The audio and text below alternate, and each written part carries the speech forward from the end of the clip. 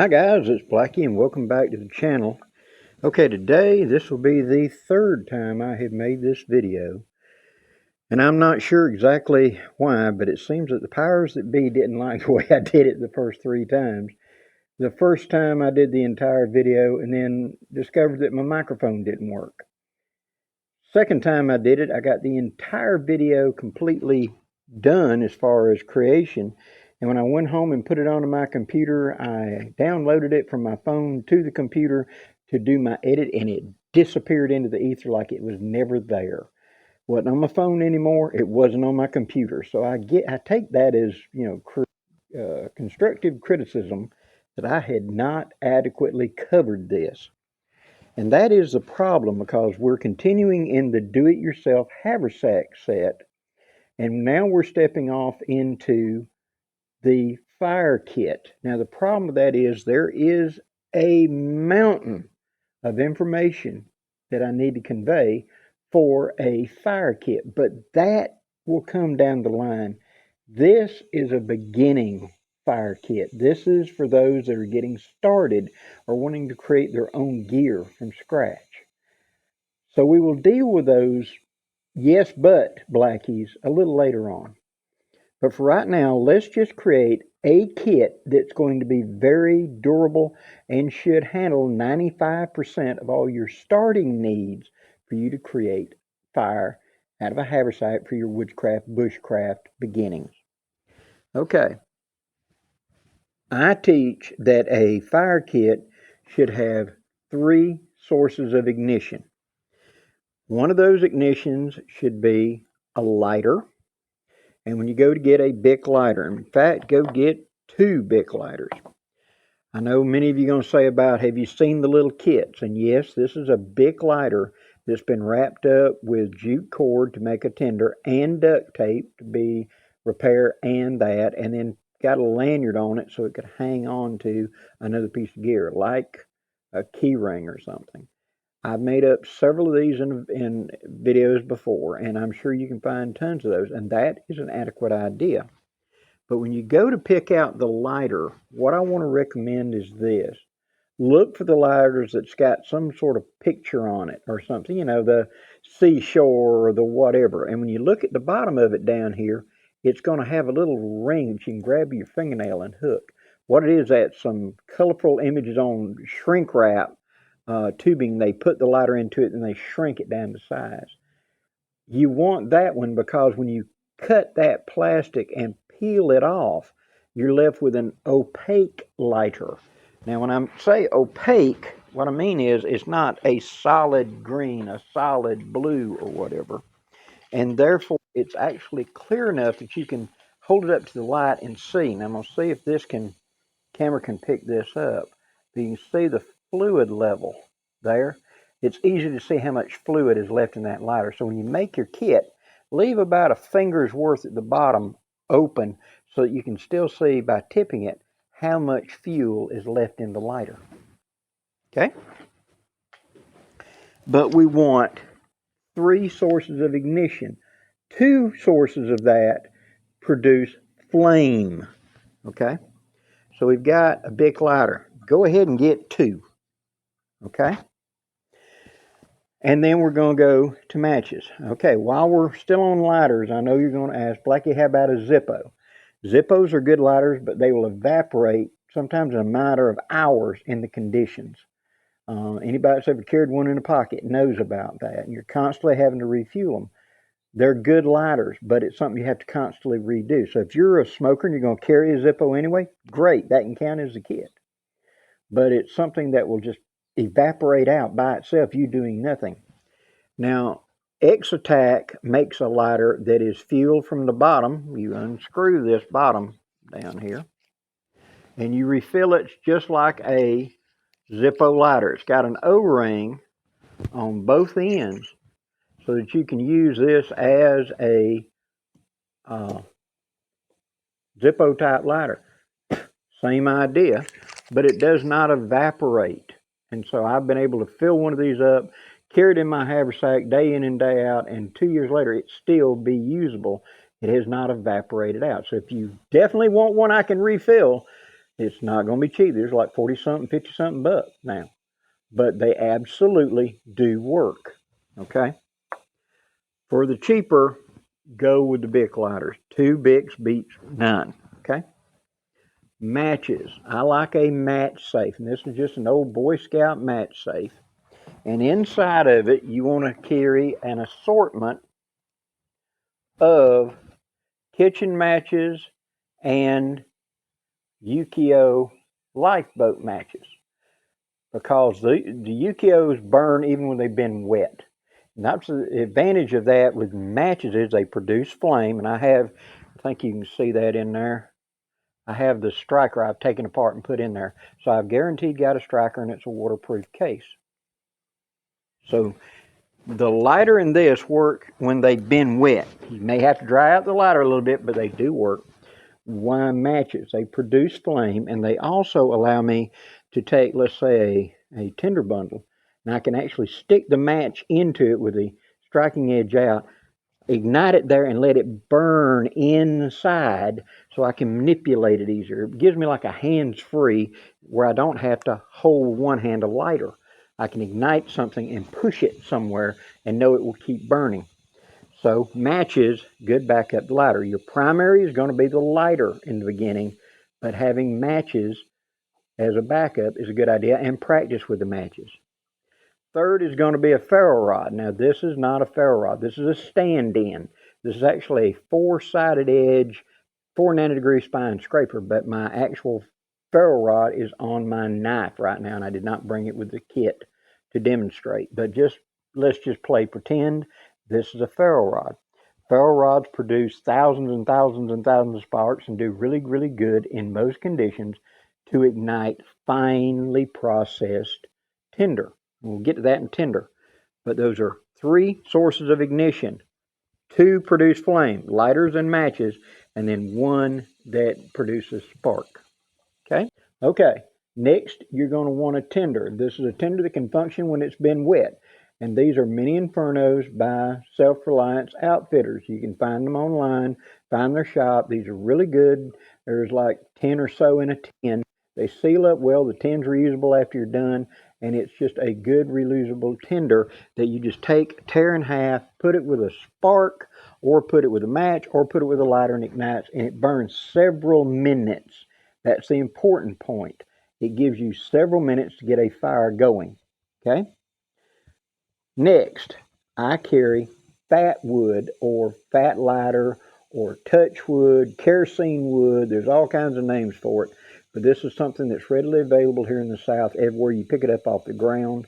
You can, during the winter, when you go to the big box stores and they've got bundles of firewood, quite often you'll see a box labeled firewood starter, and it's fat wood inside of it, just busted up pieces of fat wood kindling. You can get a box and have a lifetime supply then for you, but it's a good way to get a hold of it. This works when wet. This can be underwater for a while, and it is so impregnated with volatile oils because of the death of the pine tree that this thing can be underwater for years. My grandfather had a pier that had fat wood stumps for the pier, and they'd been underwater 25 years. And I could go out there with my pocket knife and shave off a splinter that'd been underwater 25 years, shake the water off of it, hit it with a match, and it would burn just like you just soaked it with gasoline. So that is something that works when wet. A third tinder can be something like cotton balls and Vaseline. That works.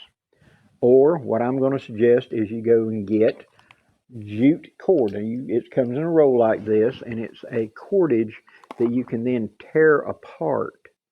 It's just fibers like threads, and you just start pulling, and it comes apart. These I carry in a little container of some kind for this, and this is just simply this cord I've taken and over time sat there and pulled apart and put it back together until I've created this. Now, roll down tight like this. It doesn't take up hardly any space, but I can pull it out and just start fluffing it back up. Taking my fingers and going in a circle and just keep pulling them apart, fluffing them back up. And I can make a bird's nest that my spark from my ferro rod can ignite. A match can ignite it, etc. These are used whenever everything is wet and I need to be bringing some tinder because it's hard to find fine tinder in the present conditions to build a fire. So I want to be able to carry some. And again, if I don't need this right now, all I got to do is I make them up ahead of time, sit there and roll it down tight as I can compact it, and then put it into something. Now, let's talk about carrying. Some sort of little bag that's plastic or, well, let us be straight up. You're going to see this over and over again. Like I've just said, 2 tenders that work when they've been wet, 2 ignition sources that work when wet, and all 3 of these, actually, the ferro rod would work when wet. And then one of the tender sources could be like cotton ball and Vaseline or jute cord turned into a bird's nest. Most of the time, your kit's going to be relatively dry unless you're around water, you're in extremely high humidity conditions like down here in the tropical jungle south, or you're in areas just constantly raining for days and wet, in which case you need some sort of container that you can put your tenders into so they don't absorb water from the air. So having something like this that you could put in, this is an old medicine bottle. It doesn't have to be this. It can be one of these tins that's now empty, could also be used. The tobacco tins, the empty snuff tobacco plastic tins, run a lip of tape around them, work very good as a carrying source for dry tinder. But you want to carry your dry tenders in something to ensure they're going to remain dry. This is my leather traditional tinder bag that I got from stitchgear.com. Now this is wax impregnated leather, and so therefore it's what I carry, big handful of dry materials in, like that bark shavings and stuff like that. And then I like it because I can roll it out like this, and on the top of the flat right here I can further process it down to being really fine small stuff so it can catch a spark, and I can break it up and use it from here, so I'm not having to use it on the ground if everything's wet. I'm having to resort to this, something like this, some sort of bag or something that is very dry and can be a real water repellent, is a big advantage. But you don't have to invest a lot of money. Couple of lighters, dirt cheap. Again, a medicine bottle works. Some sort of little small thing that you can put matches and a striker bar into to protect it. A thing of mini infernos is not expensive. Fatwood you can pick up off the ground, or you can trade with friends, or you can get it around Christmas in the big box stores near the firewood.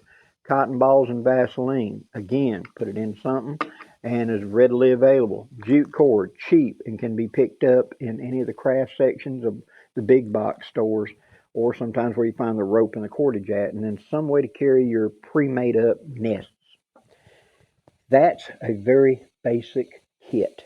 That's what we want to start with, to have a kit to begin learning what we're doing. With this, you would have a 75% or better chance of getting a fire started because you've got your ignition sources and you got your immediate tinder sources covered. These tinder sources I speak of is in this chain. To understand that whenever you're building a fire, it's a chain of events that's happening. And not to go too deep down the rabbit hole right now, but let's just begin with this. You begin with an ignition source, let's say a Bic lighter. You then use a tinder source. Now this can be a handful of bark, leaves, whatever, moss, whatever off the ground that you gather naturally, or you can have like the jute cord tore up tinder you're carrying with you, or the mini inferno. Okay, the tinder's job is to take the flame, take the fire, and then burn and generate a pretty good amount of heat for an extended period of time, like 3, 4, 5 minutes is the idea. Because my next step up, the tinder I gather around, the small little sticks, may be damp, may be a little bit wet. So I've got to hold them in the heat long enough to dry them out and reach the ignition point. Okay? The next step above that is called kindling.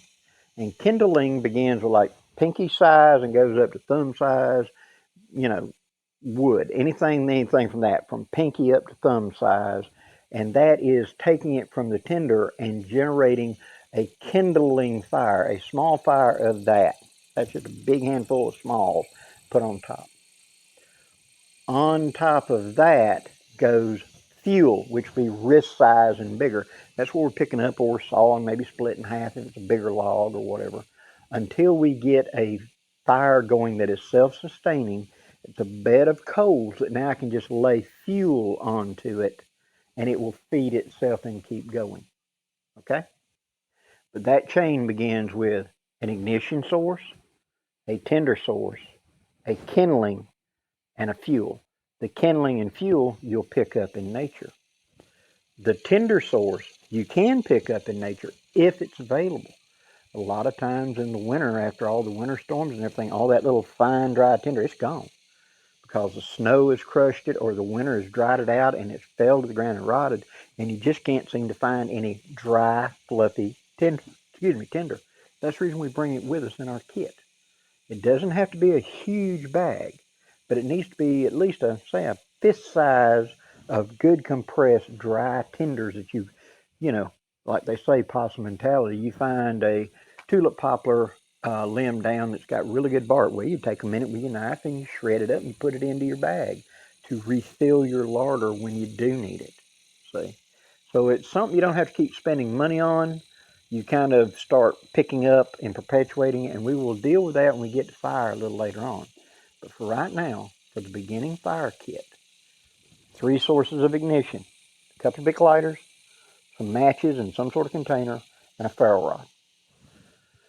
3 sources of tinder, 2 of which work when wet. Something like the SRO Mini Infernos, a block of fatwood or something similar, maybe some cotton balls and Vaseline, and some jute twine shredded up fine and ready to go. Okay? With that basic kit, we can get started, and it's a good thing to begin with on a haversack. As your skill level goes up, we'll add in other things to boost it up. But for right now, that's the starting point. Now, I know somebody's already in the comments going, but Blackie, what if? I know. Primitive fire, we're not going to cover that just yet. How about flint steel? We're not going to cover that just yet.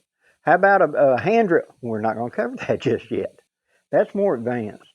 We're talking to the people right now, the old Civil Wolves that's getting started, or that person that hasn't had scouts or 20 years experience like you have. They're getting started. We all have to start somewhere. I did. Dave Canterbury did. Creek Stewart did. Sean Kelly did. Coal Cracker Bushcraft. Black Hat. All of them had to start somewhere, guys. And we all have to begin somewhere. And so this is a good, solid beginning. Okay? Now in the next video, we're going to make another pouch. We're going to make you a pouch to carry your fire kit in. It's going to be slightly different. Same idea. And if you made the last one, you'll be able to make this one. It's just changing the pattern a little bit to reflect what we're doing. And that'll be coming up real soon. Till next time, guys, I'm wishing you safe journeys. Have a great day.